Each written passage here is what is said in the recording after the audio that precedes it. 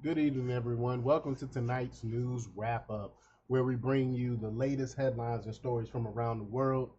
Here are the top stories making waves today. From political shakeups to heartwarming victories, we've got it all covered. But before we get started, go ahead and hit that like button. Share this out so we can get this information out there. Subscribe if you're not already a subscriber, and hit that alarm bell so you know when I'm putting out new stuff. Also, check out my link tree in the description. There you'll find a link to my Patreon. That's where I talk about things that I can't talk about here. There's also a link to my Instagram and my X account. So follow me there as well. All right, so let's get into this news. In a surprising turn of events, Jack Smith's top hatchet man in the Trump classified documents case has abruptly resigned from the Justice Department. This development comes as former President Trump goes off on political hack Judge Merchan ahead of his sentencing. Meanwhile, former Trump NSC senior staffer warns of a dangerous move being made that could undermine President Trump in his second term. In international news, Canadian Prime Minister Justin Trudeau is set to resign during the Liberal Party caucus on Wednesday. Closer to home, a Christian teacher who was forced out for refusing to use transgender pronouns have won a six-figure settlement. In a significant political move, Senate Majority Leader Thune has confirmed that Pete Hegseth has the votes to be confirmed as Secretary of Defense. President Biden made headlines with an outburst at reporters claiming he knows more world leaders than any of them. On a lighter note, a new documentary about Melania Trump is coming to Amazon Prime, offering an unprecedented look at her life. In Austria, after the failure of the coalition of losers, the right wing Freedom Party is set to form a government. House Republicans, led by Rep. Byron Donalds, are planning to have an America First bill on Trump's desk by April. President Biden also had a birthday blunder, inviting a man to the podium to sing happy birthday, but struggling to pronounce his name. Wow. In other news, South Korea's Democrat Party is using the Democrat Party's lawfare model to conduct a coup. Rhino Senate leader John Thune has cast doubt on Trump's mass deportation plans, questioning their realism. Tragically, a top UK drag queen and RuPaul's Drag Race star has passed away at the age of 32.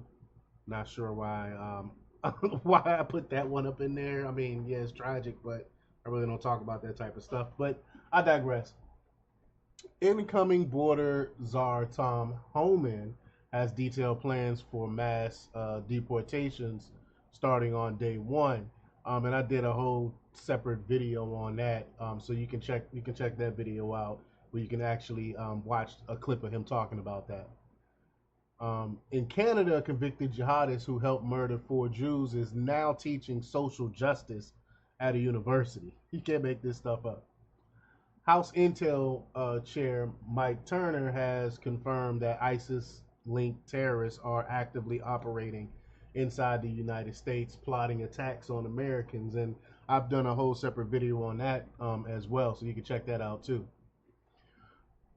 Steve Bannon has called for the elimination of H-1B visas and the deportation of all H-1B visa holders immediately, along with reparations for Americans who had their jobs stolen by foreigners. A federal court filing has confirmed that the leak of the SCOTUS draft ruling on Roe v. Wade inspired an assassination attempt on Justice Kavanaugh. In a bizarre incident, a bomb squad investigated a suspicious package 5 miles from the White House ahead of the presidential election certification.